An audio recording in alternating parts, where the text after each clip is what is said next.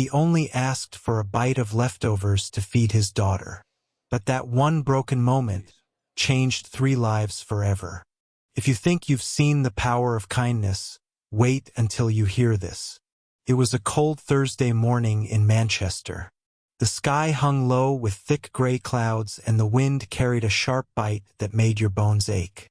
People hurried past with scarves pulled tight around their necks, hands stuffed in pockets, boots splashing through shallow puddles left by the early morning drizzle. At the corner of Whitworth Street, just outside a rundown bakery with a flickering neon open sign, a man sat on the damp concrete holding his 2-year-old daughter close. Her name was Lucy. She was wrapped in a thin pink blanket that had once been fluffy, but was now frayed at the edges, the color faded by time and weather. The man's name was Jordan Miles. His jeans were torn at the knees. His coat had lost most of its buttons, and his shoes were barely holding together with bits of duct tape. His eyes were tired, hollowed out by nights spent awake, watching over his daughter, making sure no one tried to take her while they slept under bridges or in doorways. His cheeks were sunken, his beard patchy, not from style, but from lack of time and access to a proper razor. It had been weeks since he'd had a full meal, but he always made sure Lucy ate something, even if it was just half a granola bar or a piece of stale bread someone handed them out of pity. Jordan wasn't always like this. He used to work construction jobs, hard work, long hours, but it paid the bills. They weren't rich, not even close, but they had a roof and warm meals. Then 2 years ago, everything fell apart. His wife, Emily, left without warning. One morning, she packed her bags, kissed baby Lucy on the forehead, and walked out the door. No fight, no goodbye, just silence. She said she was tired of being broke.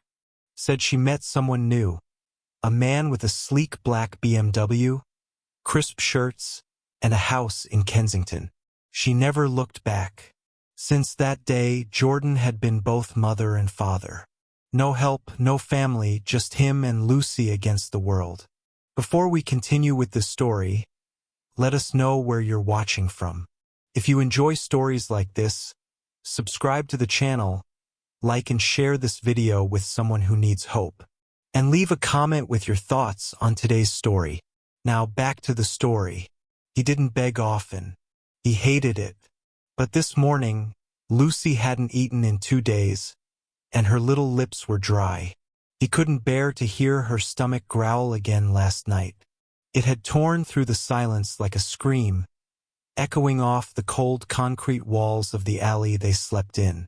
Jordan had tried singing her to sleep, rubbing her back gently, pretending the growling was just the tummy lion talking. But her tears soaked into his shirt as she whispered, "Dada, I hungry." So with trembling hands and shame in his eyes, Jordan zipped her coat all the way up to her chin, wrapped her in every blanket they had, and patted the inside of the shopping cart she slept in with cardboard and towels. He whispered a promise into her ear. "I'll find something today, baby, I swear," and walked into a nearby cafe to ask for leftover food. Inside the warm cafe, people chatted over their lattes. Laughter filled the air along with the soft clinking of cutlery and the hiss of steamed milk. Jordan stood near the counter, heart pounding like a war drum in his chest. His coat was thin, his shoes were worn, but it wasn't the cold that scared him. It was the looks, the stares, the judgment. Then he saw him, a well-dressed man in his early 50s, suit neat, watch gold, and shoes that probably cost more than Jordan had made in months. The man was eating scrambled eggs and bacon, sipping coffee like life was nothing but sunshine. Jordan swallowed his pride and walked up. His voice was quiet but desperate. "Sir, can you give me your leftover ask?" He meant to say leftover food, but his mouth, dry and nervous, stumbled. He looked down ashamed. "I got a baby outside. She's hungry. Please, I ain't asking for money. Just whatever's left." The man, Richard Holloway, paused, fork midair. He looked up, surprised. He was one of the richest men in Manchester, a tech company founder, living in a penthouse, used to business meetings and stock trades, not used to being asked for food by strangers. For a second, he didn't speak. The air between them stretched thin. Then Jordan added, "My name's Jordan. I ain't nobody, but my girl Lucy, she didn't ask to be here starving. Her mama left us. I'm just trying to keep her alive." Richard's heart tightened. He had everything, money, houses, cars, but he had no family. His wife Julia had passed 5 years ago. Cancer, gone in 6 months. They never had kids. All his success couldn't fill the silence in his home at night. Sometimes he left the television on just to drown out the loneliness. He looked through the glass window and saw the little girl, Lucy, asleep in a shopping cart Jordan had padded with blankets. Her tiny hands were tucked under her cheek. Her shoes were too small and her coat was dirty, yet even sleeping, her face was calm, like she trusted the world around her. That trust hit Richard in the chest like a punch. "Sit down," Richard finally said. Jordan blinked, confused. "What? Sit down. I'll order you both some breakfast." Jordan hesitated, unsure if it was a joke or a trap, but the smell of food made his legs weak. He nodded and sat at the edge of the table, afraid to breathe wrong. Richard called the waiter and ordered pancakes, eggs, toast, and orange juice. Then he stood up and walked outside. Carefully, he picked up little Lucy, who barely stirred, and brought her inside. The warmth made her wiggle in her sleep. Richard placed her gently on the cushioned bench beside Jordan. "She'll eat when she wakes." "Why are you doing this?" Jordan asked, his voice cracking. "I lost someone too," Richard said softly, "and I remember what it's like when there's nothing left but love and pain." They didn't talk much while eating. Jordan was too hungry. He fed Lucy tiny pieces of toast as she woke up. Her eyes wide and smile even wider when the orange juice touched her tongue. But it wasn't just the food. Something changed that morning.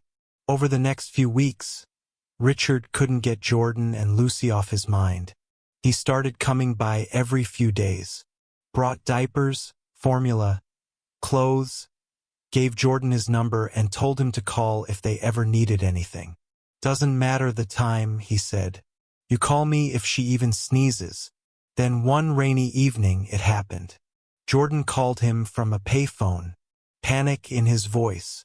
"Lucy's burning up. She's hot, shaking, breathing funny. I ain't got no money. Please." Richard was there in 15 minutes. They rushed to Royal Manchester Children's Hospital. Lucy had pneumonia. She was admitted immediately. For 2 days, she lay in a white bed, tiny body hooked up to wires. Jordan didn't leave her side. He didn't sleep. He barely breathed. Richard didn't either. On the 3rd day, the doctor came in and smiled. "She's going to be okay." Jordan cried into his hands. Richard turned away, hiding his own tears. That night in the hospital cafeteria, Richard looked at Jordan and said, "Come live with me." Jordan blinked. "What?" "I got rooms I don't use. A playroom that's never had a kid in it. You and Lucy, you shouldn't be on the streets. Let me help you." Jordan shook his head. "I can't take charity." "It ain't charity," Richard said. "It's purpose. Maybe I didn't get to have a family, but maybe I can help one." They moved into Richard's home the next week. It was awkward at first. Jordan didn't know how to be in a house that big. He kept apologizing when Lucy spilled juice or left toys around, but Richard just laughed. "She's two, mate. That's what 2-year-olds do." Weeks passed, then months. Jordan found work again, this time at a warehouse. It wasn't glamorous, but it was honest. Richard offered him a role in his company's mail department, but Jordan refused. I want to earn it, he said. Richard respected that, but not everyone was happy. Richard's younger brother, Charles, came to visit one afternoon. A snobbish man with silver hair and a permanent scowl. He eyed Jordan and Lucy with disgust. So, this is the homeless man and his brat you've adopted now. She's not a brat, Richard said calmly. Her name is Lucy, Charles scoffed. You've gone soft, letting strangers into your home like this. What if he robs you? What if he's using you? Jordan stood up, fists clenched. I'd never do that. I'd rather die than steal from someone who saved my daughter. Lucy started crying. The room tensed. Richard stood between them. Get out, Charles. What? You heard me. Get out. Don't come back until you learn how to speak to people with a heart. Charles left in a rage. Jordan sat down shaking. You didn't have to do that, Jordan said. I did, Richard replied. I see you, Jordan. I see the way you love that girl. You're more family to me than he ever was. That night, as Lucy fell asleep holding a teddy bear Richard had given her, Jordan stepped outside and looked at the stars.